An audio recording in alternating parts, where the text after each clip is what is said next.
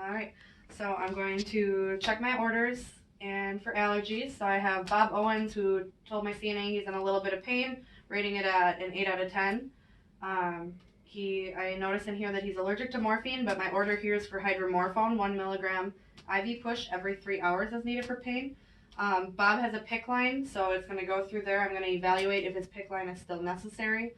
Bob's on long-term antibiotic treatment and has very limited peripheral venous access, so his PICC line is still appropriate as of today. If my agency policy requires a heparin flush, I'll have that as well. So I'm going to gather my supplies, check my dates on everything, make sure that my medication and my flushes are not expired. Everything looks good. And then I'm going to do my checks outside the room just to make sure that I have the right medication before I enter the room. So I have Bob Owens, who's going to receive hydromorphone. So Bob Owens, 9/22/1933, hydromorphone, 1 milligram IV push every 3 hours as needed for pain. After the math, he's going to receive 0.5 milliliters to get that 1 milligram.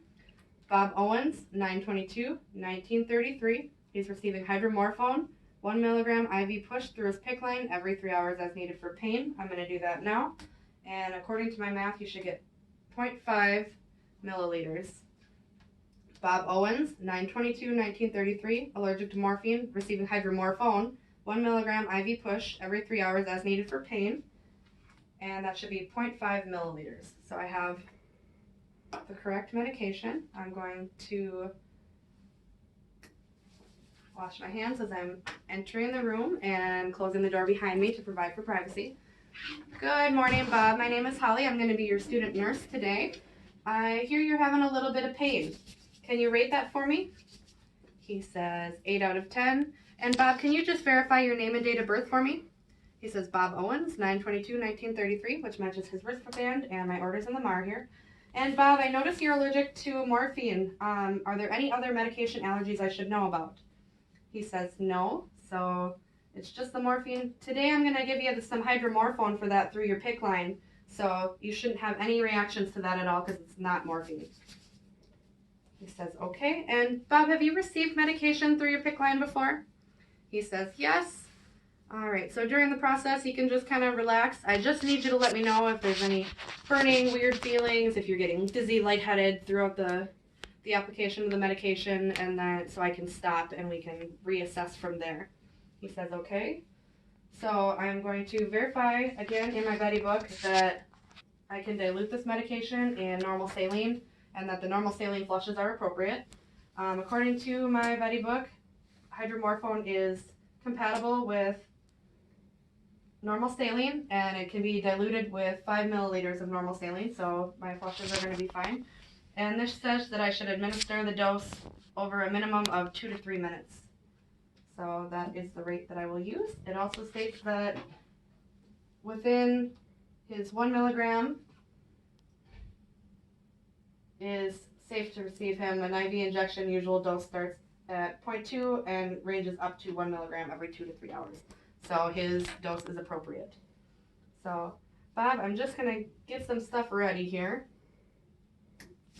Washing my hands.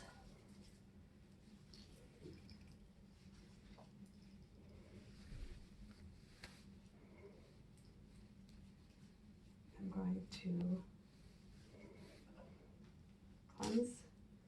cleanse the top of my vial with whatever my facility states is the sanitization cleanser of choice.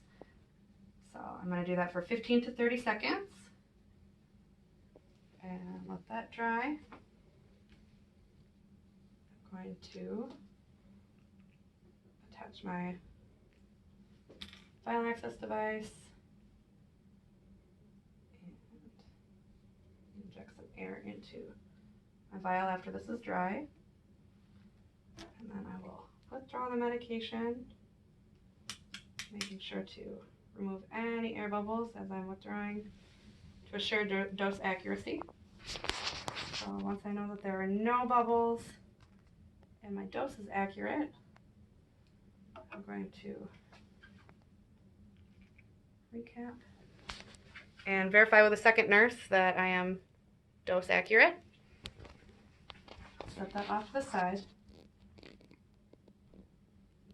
Actually, I'm going to verify my 5 rates 3 more times now that I'm dose accurate.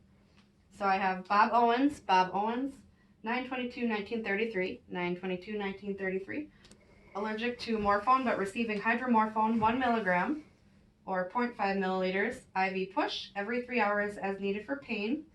He has not received any of that today, so it's safe to give it to him.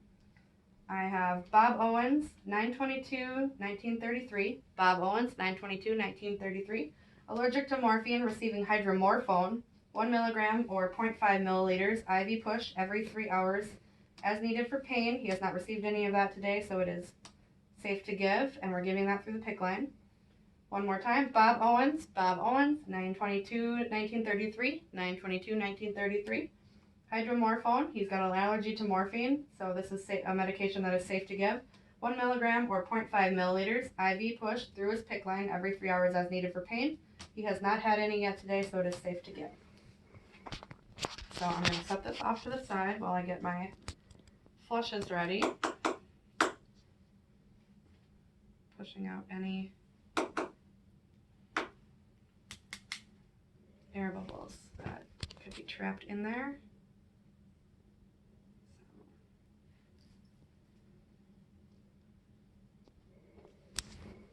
This one's good.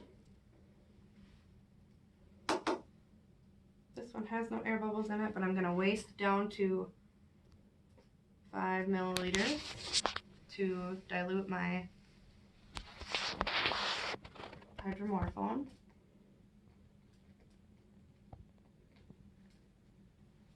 I'm going to set that with my medication so that I know that those will go together, and just make sure that there's no bubbles in my other flush.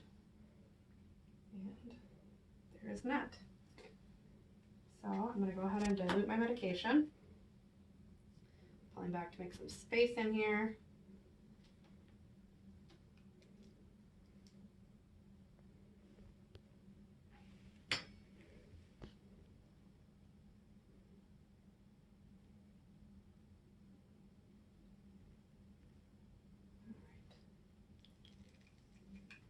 Set the syringe out of the way, and then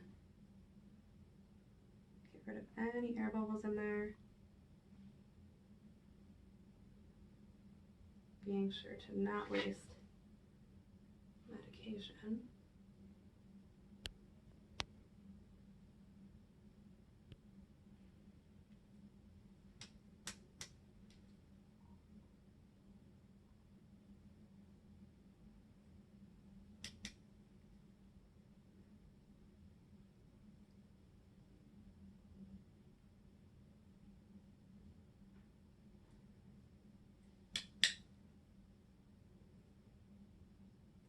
Once my air bubbles are gone, I'm going to replace my cap. And I will label this with a label that tells me that it's my medication to assure I don't mix it in with any of my flushes. So this is labeled, set to the side. I'm going to wash my hands again.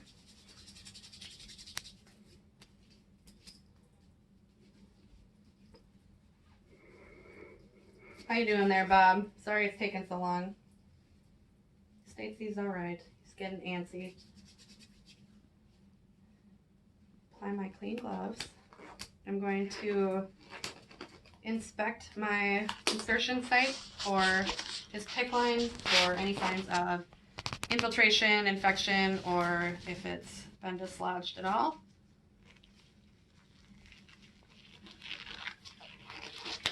And then, Bob, is there any tenderness in here? He says no.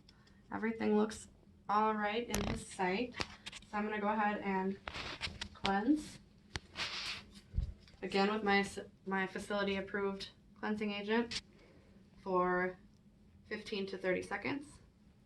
Allow that to dry. And once it's dry, I'm going to attach my first flush unclamp, and flush. Bob's PICC line. Is that all right, Bob? No pain? He says no. Clamp. Release. I'm going to cleanse again.